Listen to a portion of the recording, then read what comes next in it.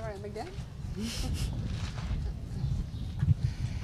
So, a very warm welcome to the Literaturhaus Berlin tonight. I'm Jannika Gellinek, one of the two directors, and I'm very happy to have you here in the garden this evening.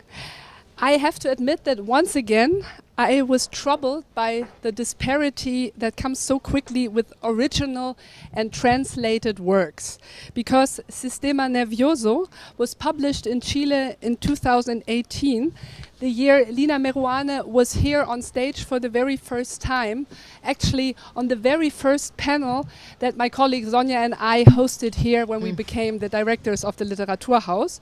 And she was very innocently just talking about what it meant to be a writer in Berlin.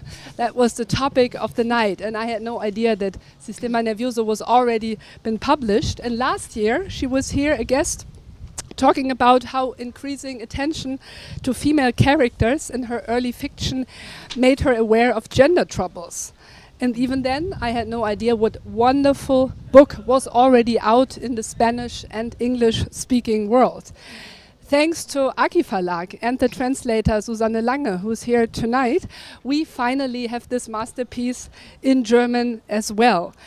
And this is also a very Berlin Writers' Night, actually. We're presenting a German book in English. We will hear parts in German and in Spanish. The discussion will take place in English, and so I'm very happy. I think this is Berlin in 2023. So we are very happy to be able to present it here. On stage with Lina Meruane is the translator and author Dania Schüürmann, who for her part can speak so many languages that I'm green with envy, but we will see this tonight, we will hear this tonight. And no matter what language you speak, please be enchanted by the German reading of the actress Nina West. She will read in German this beautiful text, and no matter if you already have a copy in English or Spanish, I'll invite you to then go and check out the bookstore and buy the beautiful German book, maybe even if it's only for the wonderful cover, which will look very nice on your shelf. So we decided this is a warm night. If you're not warm, we have blankets over there, so please enjoy the evening and give a warm applause to our three ladies here on stage. Thank you very much. Ja, schönen guten Abend, good evening, buenas noches.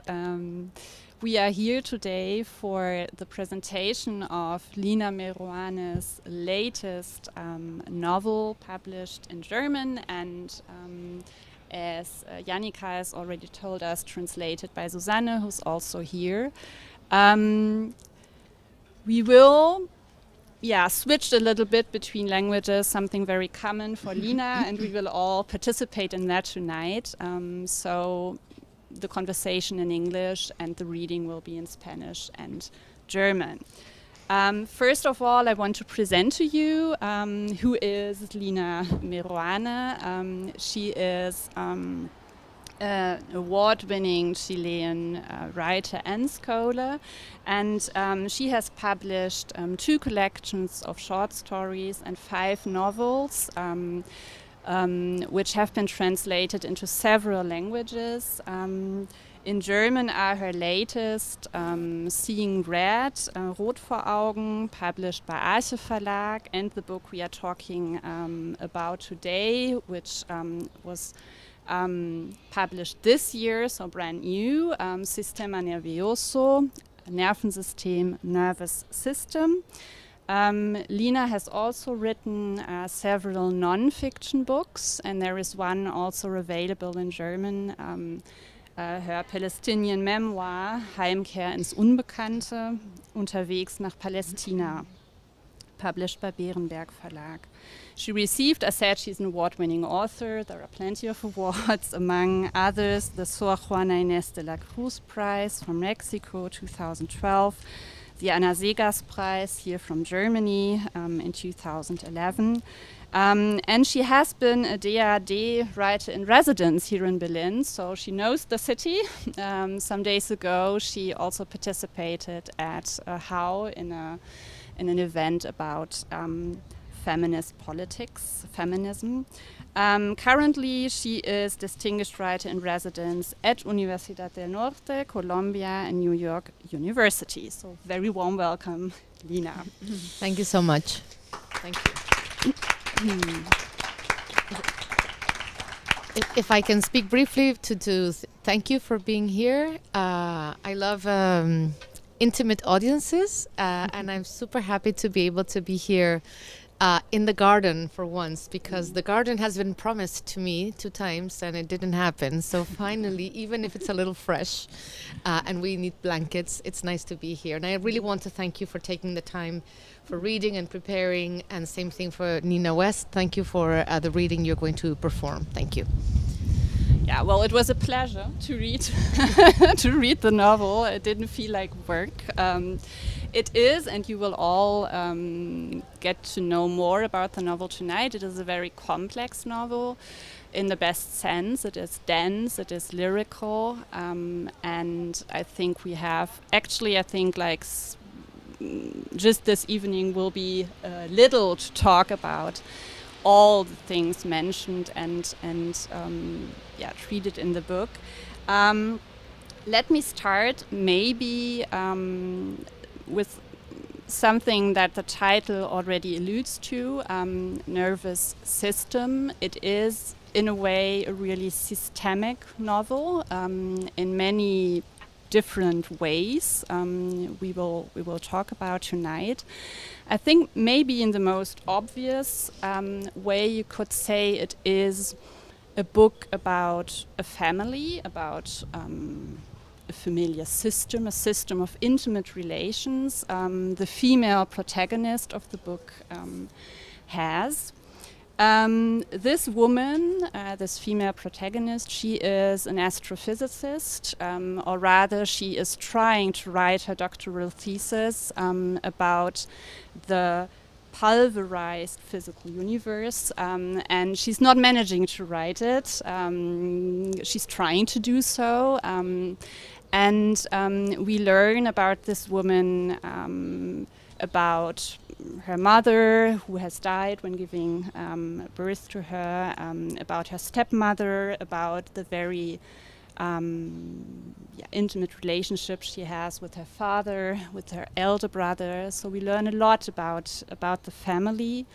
Could we maybe just, in order to get a little bit an idea of what the book is about, could you tell us something about, could we say it is a novel about family, and maybe how have you worked with the notion of system throughout the book in its various dimensions? Okay, so the first thing to say is that I wrote this book thanks to the DAD grant.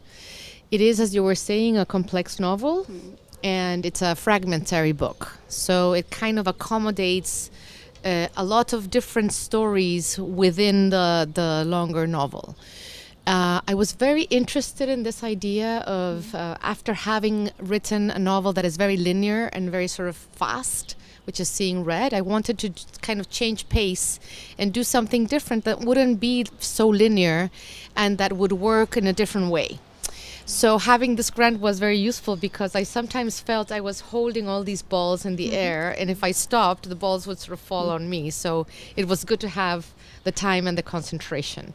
And yes, it is a novel that explores several systems. I didn't realize this at the very beginning. The title came actually later. And I started with a notion of the nervous system because the protagonist is actually suffering from a nervous system problem. A sort of a neurological problem that then gets somehow resolved. But when thinking about the nervous system, the physical system of the nerves, I thought it's so interesting because really the body is constituted by multiple systems, right? The digestive system, the immunitary system, the nervous system, the circulatory system. And I thought it's so interesting. We are really, all of our body is working together all the time, and we don't really notice because it works, well, it works so well until it doesn't. And so from there, I took on and I thought, well, maybe also this is a family that is working organically, systemically, and they're all really connected, having all these very intense conversations with each other, very much centered on questions of medicine because the parents are both doctors.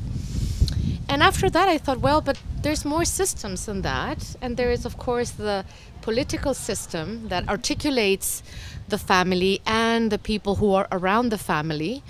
And I started thinking about sort of the ways in which violence has worked also systematically and systemically throughout Latin America and the United States, the Americas. So, and this is when I actually thought, so what is my protagonist? What is her profession? What is she doing in life? And I thought, well, she has to work on systems too. I mean, I suddenly started like in this vein, and it's kind of interesting to let yourself go. So she is an astrophysicist, and she's very concerned with how the cosmos works. And if you ever thought of this, of course, the cosmos is full of planets that are orbiting around the sun.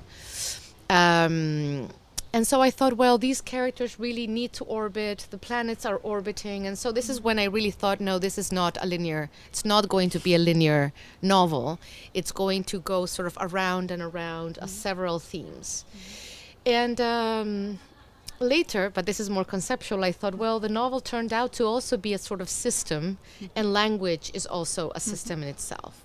So when you start thinking in a certain way, you start finding that there's so many elements that actually work in systems rather than linearly, which is what we tend to think, that time is linear, that space is linear, that we move linearly, etc. And then we suddenly find out that that is also some sort of fiction. And this maybe leads exactly to the next question. I think time and space, like the dimensions, of course, this protagonist is studying as astrophysicist. She has different notions of time, maybe. She is aware of a kind of planetary time versus a human time. So she has maybe another idea of time as well. But like throughout the book, I found it very interesting, like how you think about time and space, and in various ways, because of course you said the protagonist, she suffers from some kind of neurological ailment, but all protagonists, like this doctor's family, is presented as like also throughout their sicknesses and illnesses, and also a body being sick is somehow an experience of time, maybe. Yes.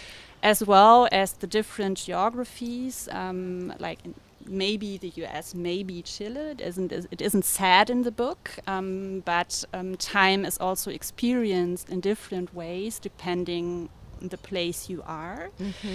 All these are for me like thoughts about time that you have while reading the book, and I very much like that. Perhaps you can tell us a bit more about it. Well, when I figured out that my protagonist was an astrophysicist, of course, I started reading astrophysics. For some novels, I have not had to prepare so much because I'm closer to the discipline, so to speak. But I realized, what does an astrophysicist think about? That's really far from me. And so I thought, let me start reading. Of course, I couldn't really read the mathematics of astrophysics. But the beautiful part, the very lovely part, is actually the conjectural part of astrophysics. Astrophysics are like poets of the space, especially back in the day. And they have to use their imagination to think about what is happening out there that you cannot see, or you couldn't see until more recently. And so I started reading. I completely fell in love with the science of astrophysics and with the stars and the planets. And I, of course, ended up learning about time and space and how it's thought of by astrophysicists. And I discovered that our idea of time, linear time and space, or homogeneous space, is really not how it is in the cosmos. Of course, this is a super complex thing that I'm not going to even try to explain, But basically, it's that time and space are connected in the cosmos, and it has 4 dimensions, and they work together. I think this is plenty. But what I try to do, which is what I try to do always with my books, is that working from the really difficult and dense concepts, how do you work with this poetically? How do you create images from these very maybe difficult concepts, right? And so I really started introducing the notion of time and space throughout the book in more poetic ways, and sometimes working with the fact that you know, the characters themselves move from one place to the next, right? Are slower in some places, faster in others. You said Chile and New York. Well, in Chile, I'm a slower person than I am in New York, because in New York, everybody's running, and you kind of get the pace of running. So I started thinking, how can I shift the way that time works throughout this book? And you said, and time and disease is also very interesting, because we experience disease in the present tense. We can remember it in the past, or we can anticipate to the future, but you always live your illnesses or your cold or your COVID or whatever it is in the present tense, right? And it's sometimes when you're sick, your time is very slow, right? You're impatient, but it's very slow. So I try to really modulate situations in the book, thinking about the time and thinking about the space. Now, this is an idea that I had. I never can tell if it worked out. Correct. But, you know, because writers have their imagination about what they're doing, not necessarily this is translated into the writing. But if you get to read the book, see if you can find sort of different paces, right, and different spaces, you know, worked out throughout. Maybe we can also listen to some fragments, because I think maybe we can even hear rhythmically also this time dimension. I'd say Lina starts in Spanish, and then we will always after that hear the German translation read by Nina. Okay, so anybody actually knows Spanish here? A little bit? Okay, I'm going to read really briefly the segments in Spanish. There's going to be more in German, but just to give you a sense of the rhythm and sort of, I don't know, the music of the Spanish. Historia del Apocalipsis. Después de las grandes guerras planetarias, los científicos atómicos empezaron a calcular la cercanía del fin. El reloj del Apocalipsis indicaba que durante sucesivos años de tensa coexistencia, el mundo había estado a 3 minutos del colapso.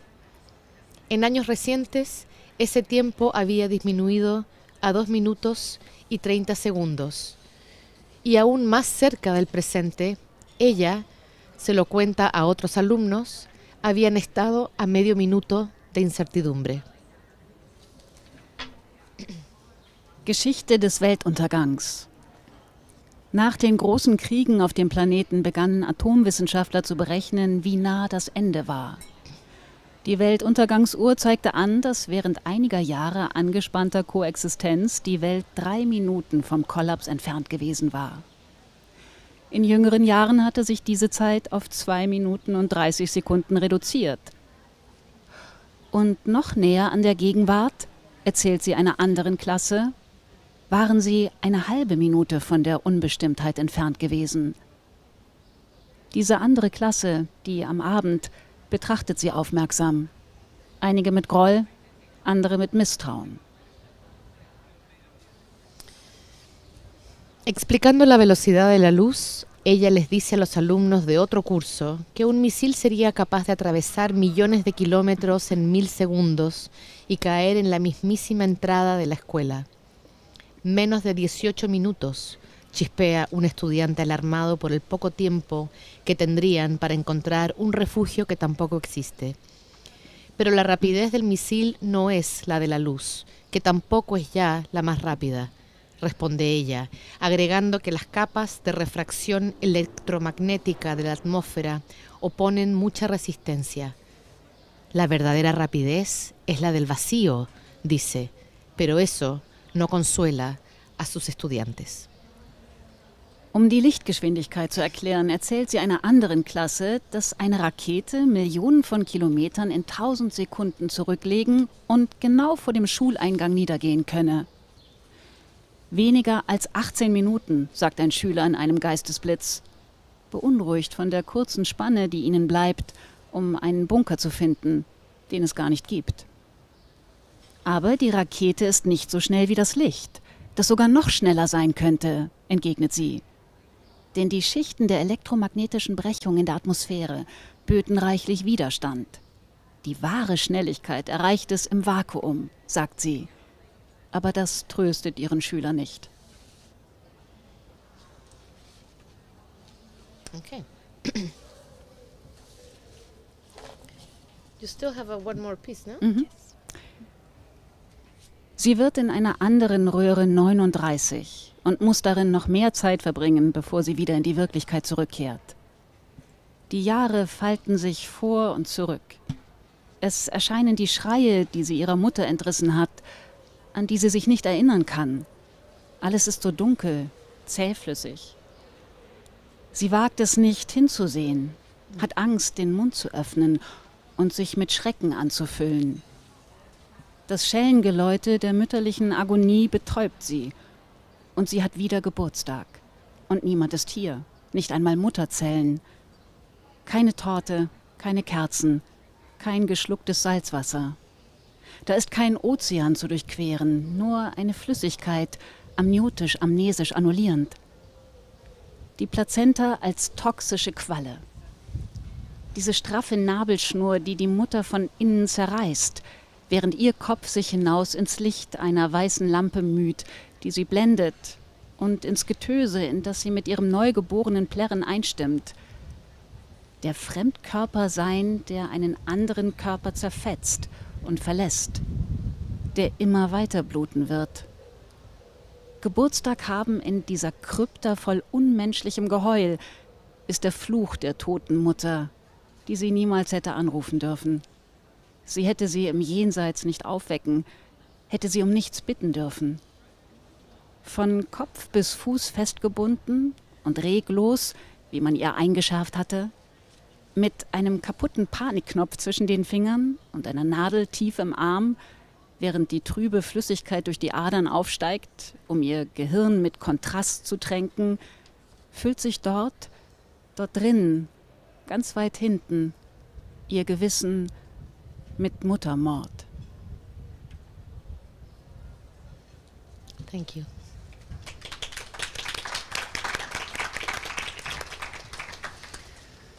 I think we can tell from the three short excerpts we have heard, the short fragments, that it is a rhythmical text and that it is also in parts a very lyrical one.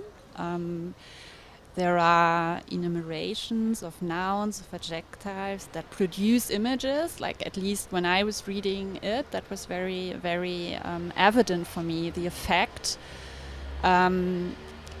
Maybe you can tell us more about how you have thought about the form of the text, about this lyrical tone, because you've also told before that the novel before wasn't like that, or was different, and maybe also how this dimension of time you have dealt with on the level of language.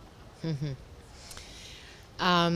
Well, I think that to start, I think that many people have told me throughout the years that my work generally has a very poetic tone. I have tried to figure out why this is. I started writing when I was very young. I wrote poetry. I then abandoned poetry because I come from a country where there's too many wonderful poets. It's something to feel too insecure about, and writing is already a difficult task. So at one point I thought, no, this is really something for very people who are very attuned to rhythm and to poetic images. And I thought, no, this is not going to be me. And so I also wanted to tell stories more directly.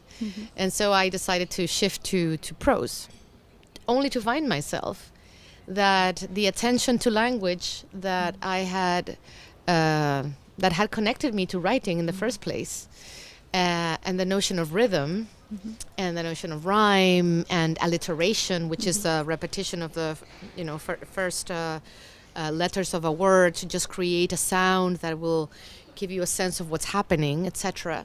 So all of these things had really stayed with me.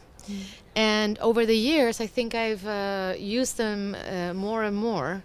And it's what really brings me pleasure in writing. So I try to, in this book, I try to put together moments where it's very direct, like the question of the apocalypse and this real clock that experts have to try to measure how soon we are to die from, a nuclear bomb or something terrible. So at some point it's a little bit more direct. A little bit. It's the professor, the teacher. She's a teacher of planetary sciences, so she's trying to explain, and then the language is a little bit more explicit and less poetic or less lyrical.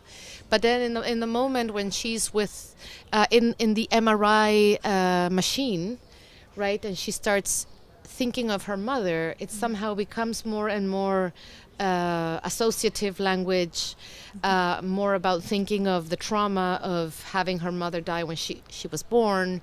And this is when the poetry starts coming in. And I know that it is a little bit more challenging to the reader, but I also hope that it's also an experience in language, where, you can go back to the text and sort of read it a little bit like as if you were reading poetry. So the novel is basically encompassing these two modes.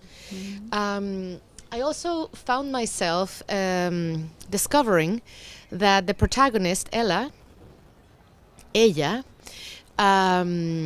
has moments when she is so intensely thinking that she kind of has like a, ¿cómo se dice cortocircuito? Short circuit, thank you. So she has some sort of mental short circuit, and 2 or 3 or 4 words come out, right? These are marked in italics in the book.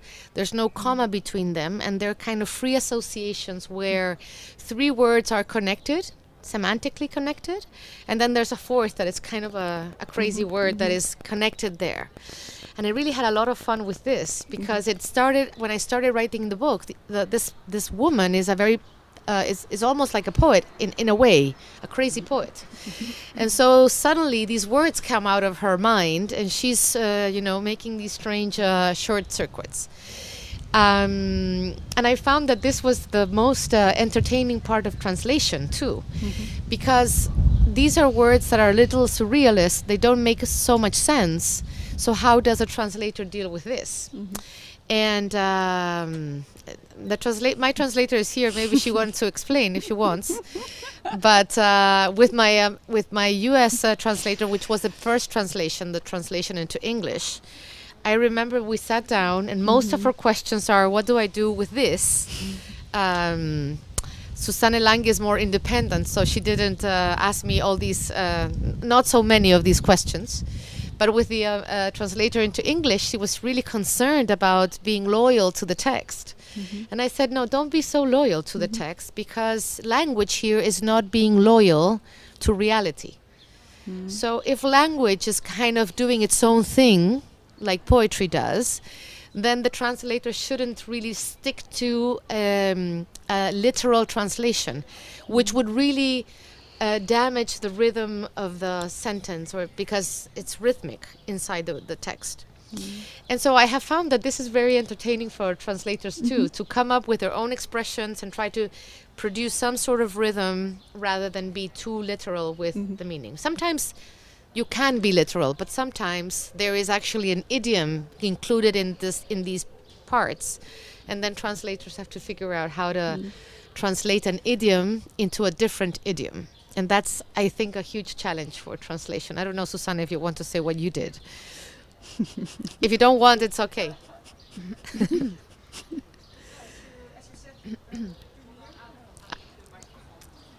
You can take mine, actually.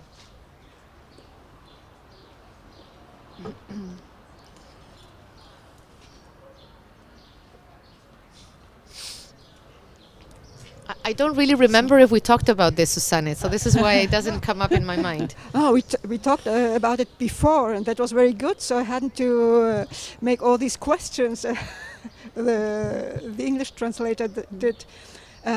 So that was really a very good thing to know, that you can be free, that the principle, if you know the principle, it's the most important thing. And you know, there has to be a rhythmical connection and poetic connection, and yes, to find some idioms or some alliterations in German that can really give the idea of this row of words. But also it was really interesting because you are always choosing certain territories where you're picking your words, and so you can play a little bit with these different territories of physics or medicine or other sciences or biology, and well, so you have, when you have this path and you know what kind of words you can choose, it's really not so difficult, and it's also fun. It was the part in the translation that was most fun, because you are free to make your own little play of words. Thank you, Susanne. Yeah, the question of principle, I think, is a very, very, very clear one, right? Once you know the principle and you know that the language is playing, you can just do the thing. I really appreciate that. I cannot see what you did in German because I don't know German. But I trust I trust your, because Susanne is also a translator of Spanish poetry, and not the easy one, the very Baroque one, actually. So that's she's courageous. Yeah, yes. I know. Yes, so this is in my favor as a novelist. Yeah, and I can tell. I read the German translation. It's really wonderful, and I suppose it was challenging, but most often what is challenging is also most fun. So I suppose you're a translator yourself. Yeah. And I think what I really liked also, you sometimes use you describe emotions very much in the book by also bodily expressions, and this is also in the German translation very, very well done. I really liked reading it, and a lot of idiomatic expressions as well with body parts, which are it's really great. Yeah, thanks. Let us hear another fragment of the book read by Nina in German. Okay, so I think this is the part where I don't read. Yes. And you do. Yes. Damals am Strand. Die Cousine, die sie anstachelte, sich mit ihr in das kabbelige, verbotene Meer zu wagen. Die Schilder untersagten das Baden, doch ihre nahe Cousine, die älter und kühner war, unverschämter. Im Nabel ein Ring, die Strähnen ausgeblichen von der Sonne. Diese Cousine, die alles vor der Zeit erledigen sollte, sich verlieben, heiraten, Kinder kriegen, Witwe werden. Ihre Cousine bestand darauf, ins Wasser zu gehen.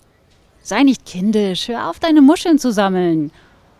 Und als die Cousine sah, dass sie zögerte, mit ihrem Glas voll hohler Muscheln in der Hand, öffnete sie den Mund und bot ihr einen angelutschten, aber noch runden Bonbon an, mit Ananasgeschmack.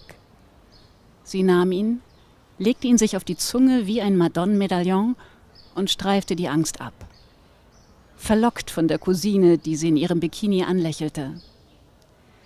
Sie ließen die Handtücher auf dem Sand zurück und rannten ins kalte Wasser Kristallnadeln, die in die Knochen stachen. Und sie schwammen hinaus, von Strömungen, Wirbeln und hohen, konkaven Wellen mitgerissen, denen sie hatten ausweichen wollen. Dieser hautnahe Kampf erschöpfte sie. Die Brecher kamen in Dreierreihen, wühlten beim Überschlagen den funkelnden Schaum auf und gruben Schlaglöcher in den Meeresboden. Die Wellen vermehrten sich, entschlossen, sie zu bezwingen. Da machte ihr die Cousine, aller Kühnheit ledig, Zeichen, an Land zu gehen. Sie vollführte ein paar Schwimmstöße, bevor sie sich aufrichtete, 2 feste Schritte, aber dann ein unerwarteter Abgrund, und sie verlor den Boden unter den Füßen und verlor den Kopf, die Kontrolle über ihren ganzen Körper. Sie sah, wie die Cousine unterging und auftauchte und im Mund einen schwarzen Algenfaden stammelte: »Ich fahre in die Grube«, dann wieder verschwand. Kurz tauchte ihr Kopf mit dem blonden, zerzausten Haar noch einmal auf, mit starren Puppenaugen, glänzend von Salz. Sie schrie der Cousine zu, aber es waren triefende Schreie, die mit der Cousine versanken. »Sei nicht blöd«, brüllte sie, »das ist der Mond, der die Flut anzieht, die Wellen aufwühlt. Es ist das gleiche kabbelige Meer wie immer, mit seinen Medusen, Quallen, knotigen Algen«, betete sie herunter wie eine Beschwörungsformel. Und sie näherte sich der Cousine von hinten, griff ihr unter die Arme und schleppte sie langsam zurück. Ihre dünnen Beine trieben beide mühsam voran. Die Arme versuchten zu verhindern, dass der fast leblose Körper der Cousine sie auf den Grund hinabzog. Alle beide. Sie beschimpfte die Cousine, als sie auf dem Strand lag. Ihr Bikini noch immer grün von Algen. Sie immer noch zitternd, immer noch hustend. Die Cousine, die sich Reste von Meer aus den Lungen beförderte. Sie verfluchte sie lauthals, bis ihre Stimme versagte. Und stumm trat sie, giftige Muscheln, wutentbrannten Sand in ihre Richtung. Thank you. I want to come back to one thing you have said some minutes ago, that actually this protagonist who's astrophysicist, but in a way she's a poet, or maybe she's more of a poet than a than a physicist. And I was thinking about how you see, because you're a scholar too, if poetry and writing, maybe more generally speaking, is a way of knowing as well. That's a really nice question. Let me say something before I try to answer your question. And it's that before being a scholar, my first life as a working woman was as a journalist. And I covered culture. And one thing that I found really strange is that I twice interviewed men who were poets, but one of them was a mathematician, you know, not like really like a professor of hard mathematics, and the other one was an astrophysicist, and they were poets. And I couldn't understand why somebody who worked on science would want to write. When I read about astrophysics theory, I understood suddenly that this made a lot of sense. And this helped me to create my character as a more poetic person. Because there's something in the imagination of the space and the cosmos and how things work in an unseen place that has to do a lot with conjecture and image and imagination, right? So this really connects back to your question, because I do think that these poets were finding some sort of knowledge in the experience of imagining in images. It's a repetition, but I wanted to emphasize this idea that there is a way of knowing without objective science, without proof. And it comes from the capacity to imagine, and then after the imagination creating, let's say, the right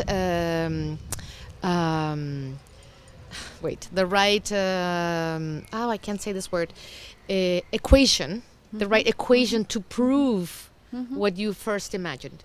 Einstein was that kind of a scholar, right? Of that kind of an astrophysicist, that he could first imagine the vortex of the Earth, and then it has recently been proved, right? He first imagined, then he created the equation or the mathematical explanation for this. Now it has been proved by actually being able to see this. So I do think there is a learning that is done not from the sort of normal way, but that is accessed through imagination and language. And I find myself many times, even in the class when I teach literature, that I have prepared my lesson really carefully, and when I am in the classroom with my students, something happens and we at some point say, oh, this is what's going on. This is what the character has found. This is the association, and it's happening right there because we are discussing the text, not because we're only rational beings. So I do think there is a form of learning that comes from literature and from poetry as well. Yeah, in a way that imagination is important in order to see what is beyond maybe the obvious. It's a little connected to intuition, you know? Yeah. The knowledge that we get from intuition, and then everybody tells us, nah, nah, nah, nah, nah. And then you're like, no, but I knew, right? And that also happens in the connection that we have with language, where it also works with our intuition and our dreams. Yeah. And I don't want to sound esoteric here, but I do think that we all have this connection to something that we don't actually know, but that is sort of kept somewhere else in our experience. Yeah, great, thanks. I think what we need to talk about still, because it's important for the book, is the question of disease, of illness. You actually made everyone sick in this book. Everyone suffers from some kind of illness. The elder brother suffers from osteoporosis. We will hear a fragment about him still. The stepmother will suffer from breast cancer. Her father, the father of the protagonist, basically grows old, and that is something she's seeing happening. What I would like to talk about, like, how is disease somehow, because normally it's seen as something unnormal or not ideal, which is kind of weird because we are all sick sometimes and we have a body, and you said in the beginning, like, we don't think about our body as long as it functions perfectly, and only if something goes wrong we start thinking about how we are physical beings. Yes. Maybe you can share some thoughts on that. Well, it's this is something that I've really thought very long about, because this is also my area of research, and I've written 3 novels that deal with diseases, different kinds. And the first 2 that I wrote, maybe because I have the bad habit of a scholar, so I write the book, it gets published, and then I think, maybe this was not the way to write this book. You know, this is a problem that I suffer from. This is my disease. So what happened in the book that I wasn't so happy about, the 2 first books, is that in those books there was the sick person, the sick woman, and the healthy other person, right? So the world was somehow divided between the healthy and the sick. And one of the things I've been thinking so long about is that, no, we are actually, as you said it very nicely, physical beings, yes? And so we are always confronted with, illness, mental illness, which is of course part of the body. We are confronted with stress that can create, somatic diseases. So we are constantly negotiating with the outside world, right? With our relations with other people who can bring contagion, right? Even cancer as a disease is a disease that is our body not realizing that all these cells are multiplying quickly. But it's not something that's coming from outside, it's coming from within. So when I started thinking about this and thinking about the novels I had written, I thought, well, this doesn't make much sense. I'm going to write a novel where there's no healthy people, right? Everybody has something. And I really enjoyed this. I had fun doing this, trying to figure out what everybody had. And I even came up with, you'll find this in the book, the father of the protagonist gives her a teddy bear. And she calls it gastroenteritis, right? So everybody is completely obsessed with this to the point of, I think, a little bit of satire even, although it's a serious book as well. So the sort of the making everybody sick is not to torture readers, but to really think about the reality of our bodies all the time, and how this family, rather than being scared, they become obsessed and they relate to each other, talking about what they have. And we were talking before when we arrived that I am the daughter of 2 doctors. So this is how I grew up, having my parents diagnose everybody on the street. And you said something very similar about your parents were also doctors, right? Yeah. This and your family. So I know that. Yes. So there is this little obsession and this passion that I find quite interesting. So I did not become a doctor, but somehow I am a little bit of a little doctor.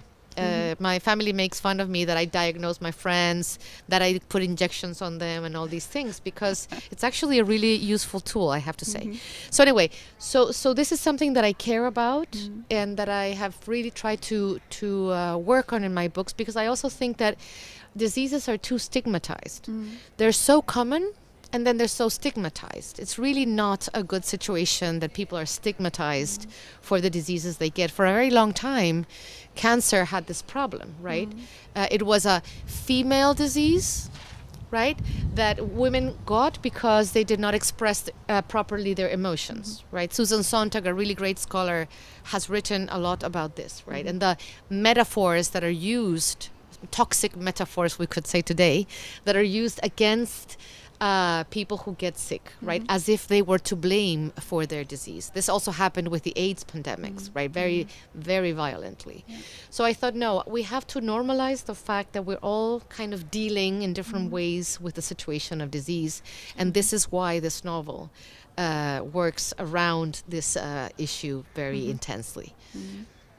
And this maybe also brings us to a political dimension that, in general, is present in your book. But if I think about, because there is a moment where it says, well, that the idea of health and purity is a problem, and this has also to do with what we have seen during the COVID pandemics, but also in the book it's, I think, referring to the migrant situation in the US. Maybe you can... Yes, thank you for that question. Yes. In many ways, the question about health and disease is a very political question, not in the ways that we think generally about politics, like political parties, laws, and that stuff, right? But politics is something that is in a relation to others, right? This is what the political is. And so when I was writing the book, I thought, well, it's not only about the family, it's also about the outer world. And I was interested in the fact that many of the language that is used against migration is that they're going to contaminate us, right? They're going to take away good things from us, right? That they are dirty, that they are impure, that they bring diseases. So the language sort of equates in a very, very problematic way the presence of others who are probably escaping from being killed in their own countries or suffering from famine in their own countries. So it's not that they want to be here, they just had no other option, right? And so I started to think about this question of this fiction of the pure state or the pure city protected from the others. And what you find out actually in migration is many times that the migrants bring a lot of excellent things, right? They show us a different world, a different life, a different food, right? And actually we also know that communities that are too small and that marry each other eventually become sick. They become weakened by mingling with each other rather than mingling with others, right? So I thought that all of these, it sounds a little metaphorical, and it is, but it's also interesting to think about the others as not bringing bad things to us, but also bringing good things to us. And our immunity, our purity can make us really, really sick. Yeah, thanks. Let us hear another 2 fragments in Spanish and in German. Yes. So I will start now. This is the beginning of, I think it's part 4. The book has 5 parts, and each part actually revolves around one character in its relation with the others. And so just going to explain this very briefly. So the elder brother has been very harmed psychologically by the death of the mother. And I figure out that he had some sort of psychosomatic disease that is osteoporosis, which is a disease that usually women get, or that's what people think. Era alto, flaco, quebradizo, frágil como la madre que había perdido. Se había roto tantas veces, como si no estuviera roto ya, hecho añicos. Y eran tantos los huesos partidos que los demás perdieron la cuenta o simplemente dejaron de contar. Volteretas en patines, accidentes en bicicleta, ese piquero en un mar que ya se había retirado, trizaduras en los largos entrenamientos de las maratones que el primogénito corría cada año a pesar de sus dolores de huesos. Haber rodado desde la punta de un cerro, haberse astillado la clavícula.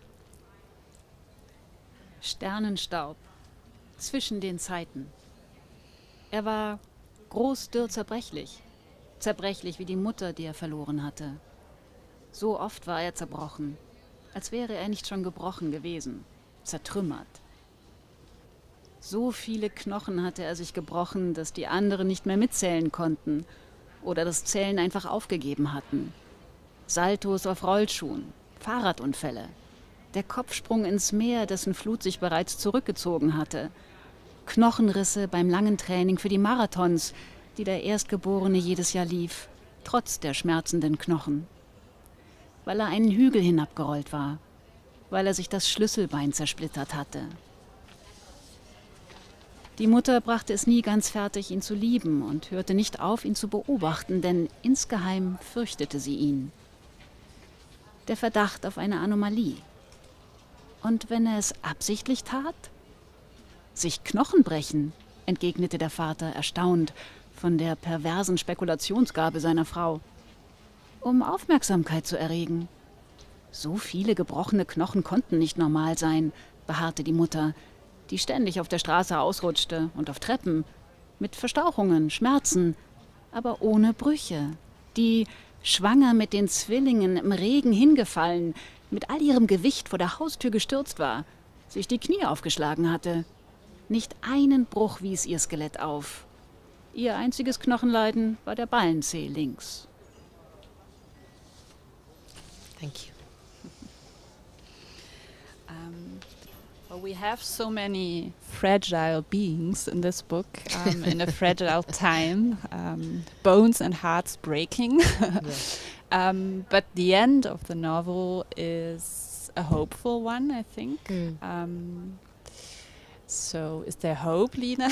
And could you maybe, because I think the end, the maybe possibly happy end, I think has something to do with the relationship of the protagonist and her father.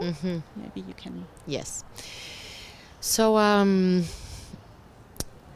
it's interesting. It's really hard to arrive to the ending of a book when you don't have, you know, the complete story. I never write stories knowing how they're going to end.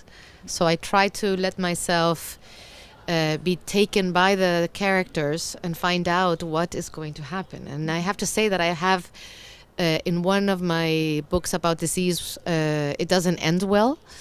And then in the other, it ends in a sort of terror scene. That was more of a terror book. So I thought, no, this is going to be a different kind of book. And I really try to find deep in the relationships within the family, also affectionate relationships. And this is the relation between the daughter and the father who has lost his first wife, the mother of the first two children, and who has promised, following the mother's will in the deathbed, to really support this daughter in whatever she wants to do. And as you said before, she fails to write her dissertation, for which a lot of money has been put. This is something that I also am interested in, right? This notion of failing to do something, because sometimes I'd also believe that I'm becoming an optimist in my life somehow. I don't know why. Something strange is happening to me. Old age, yes. So anyway, so this idea that when you fail, maybe a door is closed, but another door is open. So I try to sometimes think about this in my own life, and also in this character's life, I thought about this. And the way in which she's so ashamed to tell her father that she actually cannot really finish.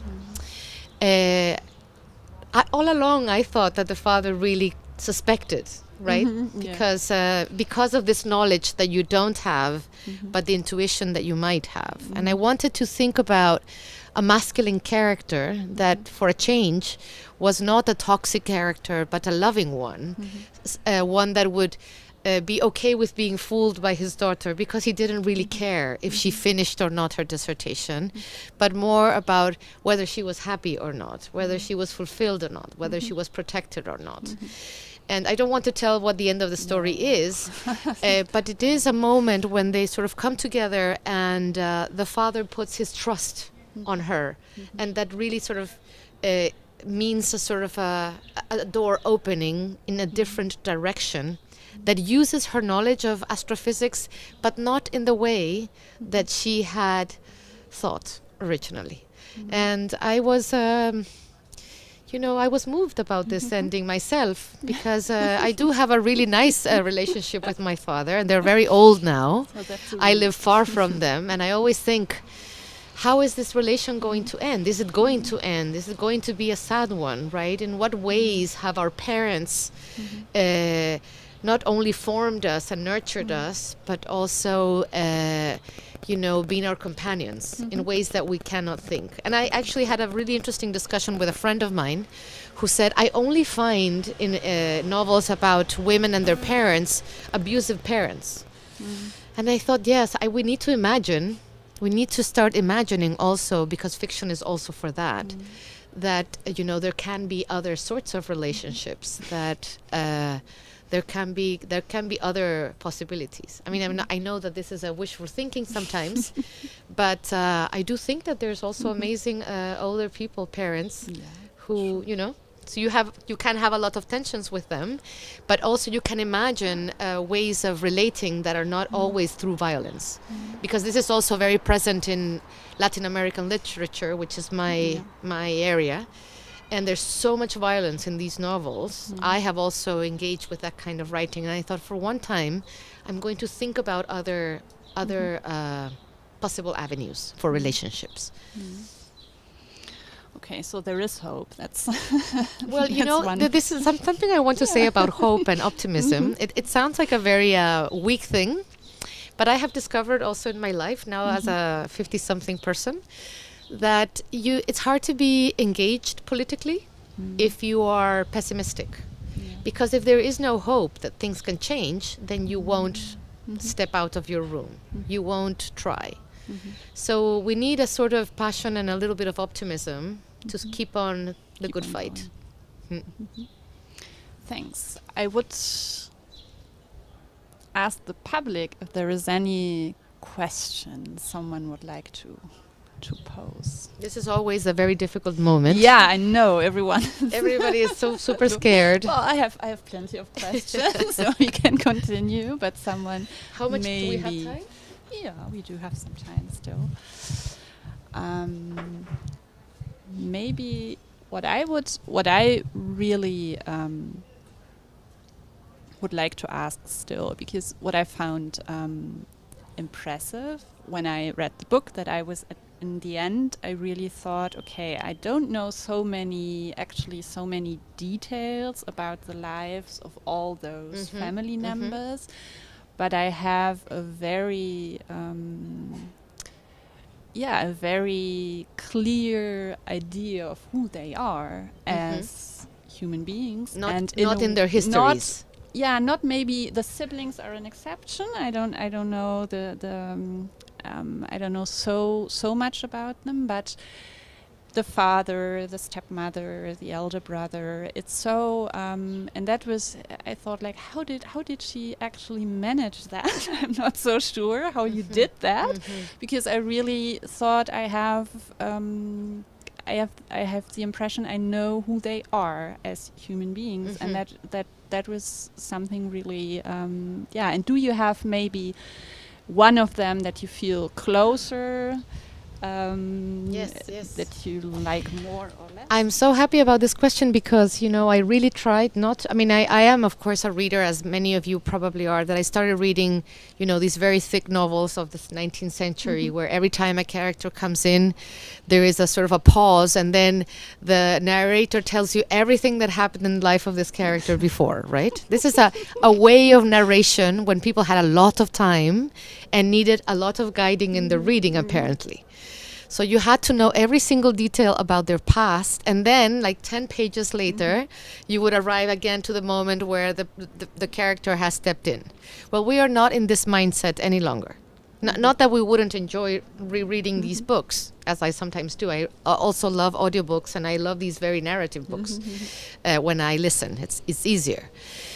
But I really have thought a lot about the time we live, and we are so much into social media, where I don't know if you've noticed, we don't know the people who write in our, or who we read. We only know them from what they say, right? The way they react to a certain event, or to a certain piece of news, or to a certain comment. Maybe we just know a little bit of that character who is very aggressive or who's very tender or who's very sentimental or whatever. But we do get some really good intuitions about who these people are. Not because we know the story, the complete story of their upbringing and where they went and where they studied and how many boyfriends or girlfriends they have had, but because of what they say. And I am really interested in this element of narrative where the way in which you grab the glass of water or the fork and knife tells so much about your upbringing. You can see when somebody is a very high class because of the way they eat, right? The way in which they conduct themselves, the way in which they speak, the sound of their words, and by the kind of language they use, the registers they're able to use. So all of these things, I always tell my students, all of these things really create character without having to explain all of these elements of the biography. It doesn't need to be Wikipedia. We already have Wikipedia to explain events. So I was really trying hard, and I'm happy, this is why I'm happy about your question, because I was trying hard not to give so many details, although for some characters they are there, but trying to have the reader feel who these characters are by the way they act, by the way they speak, but the way they feel or feel about each other. And my favorite character, maybe not the closest, because you become very close to all of them, and somehow you have to explore everything, even if you don't say. But my favorite character in the book is precisely the elder brother, who is not a very nice character to his sister, because he's very angry towards her. But I really like this character because it really came out of nowhere. He was not a character that I was going to write in the beginning. In the beginning, it was mother, father, and the protagonist. And then came the partner, her partner, and then the brother. And it was a sort of, I don't know, he kind of presented himself in the narrative. And I really liked the fact that he has this problem with his bones. It made him, for me, a sort of particular character, thinking about the pain that he suffers internally and how that is somehow connected with his psychological pains. And that connection was interesting to me, you know, because sometimes we also say, oh, no, it's not psychological. But is it that it's always not psychological? Is there no relation to, you know, the vulnerability that you feel with how your body reacts to it? I sometimes doubt that. So this character allowed me to explore that, and that was fun. Yeah, great, thanks. Maybe the last question you have. Wait, does anybody have a question? Oh, there is someone with a question. Homework Thank done. you so much. You need to speak loud because we don't have the headphones. So my question kind of ties into the question of character. I would be interested to hear a little bit about your thought process behind what you did with names and pronouns, because you do an interesting thing here that's solved differently in the English and the German translation as well. So maybe you can, because I read the English translation and parts of the German translation. Wow. And in the English translation, so I read the English first, and then when the German came out, I was interested in how it solves that.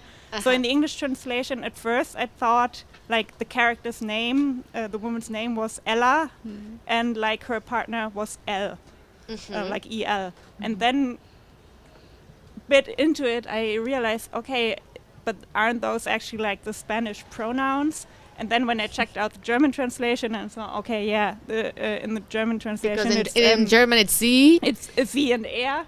And then I tried to Google, like looked it up on Google Books and looked at like the Spanish, and I don't actually speak any Spanish, but Yes. so Yes. that was just really interesting. Maybe I can. Wow. Thank you so much for all this research and the question. So so I decided in this book. Oh, thank you. So I decided in this book to use the pronouns. I mean, because this book is about systems, I was less interested in their sort of individuality that we kind of connect to names, and I wanted more to fix on their roles, as if they themselves were sort of planets, right, that were, doing certain functions within the family. And so it's she, him, the mother, the father, the elder brother, the twins, and so on and so forth. But it's really because of the roles. I was interested in the mother role, the father role, and how that worked out within the family structure and the social structure. But when the translation was done into English, the translator into English, who is very good, it's Megan McDowell. She's really translated a lot of very excellent books. She told me, we can't really do this because, she said, the pronouns in English work differently and it will feel like a badly written translation rather than, a loyal translation.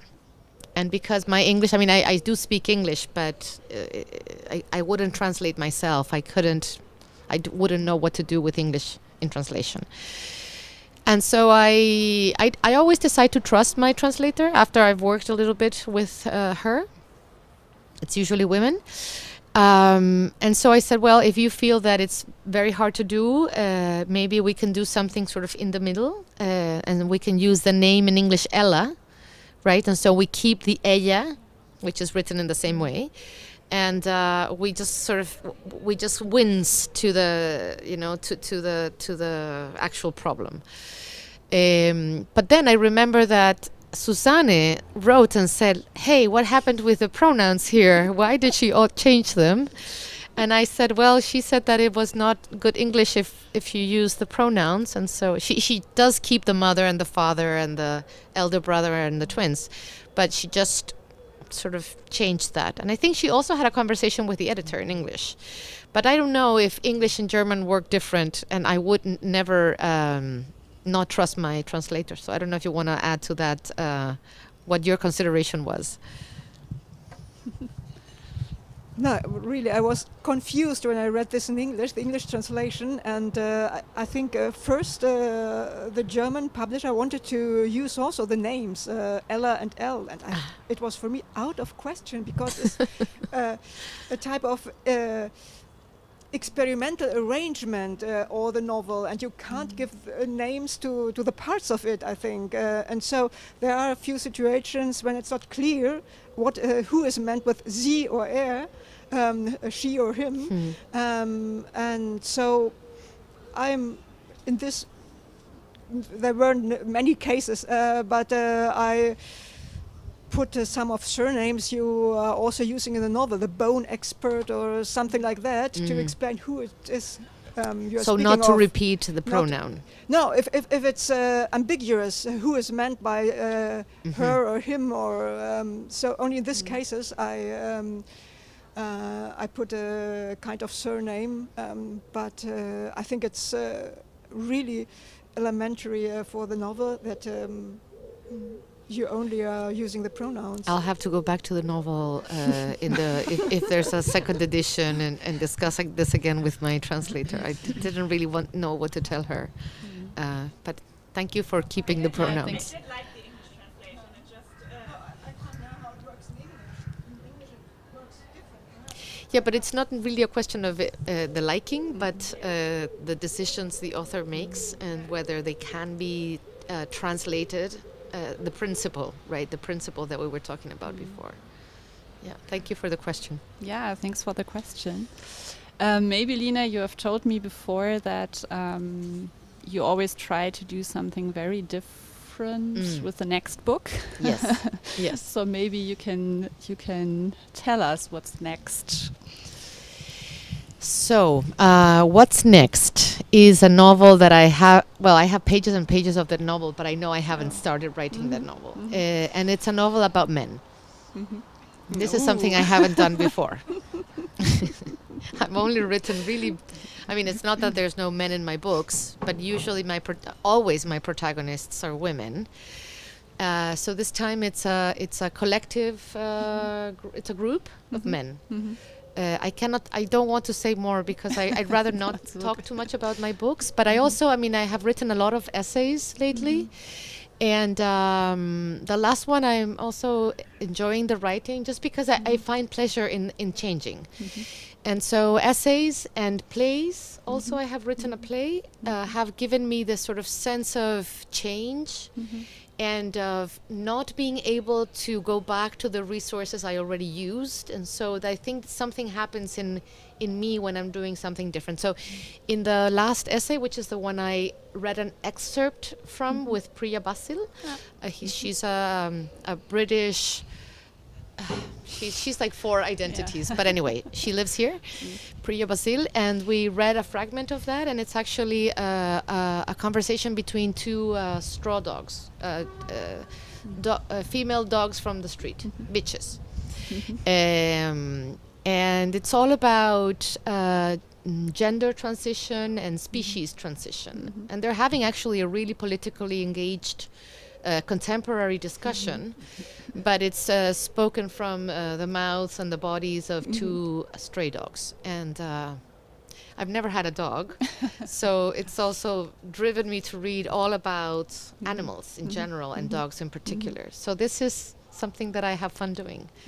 It's a really serious book in terms of the discussion they're having, but at the same time sort of discussed on a very fictional scaffolding, right? And so this is something I like to do. I don't know how it's going to change my future writing.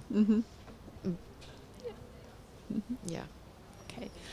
Thanks. I hope you have all gotten some idea of what the book is about and how wonderful it is, and so really recommend it for this summer. And thanks, Lina, for sharing your text and your thoughts, and thanks, Nina. Lina, thank Have you, a Lina. nice Thank you evening. so much. Thank you. Thank you for coming.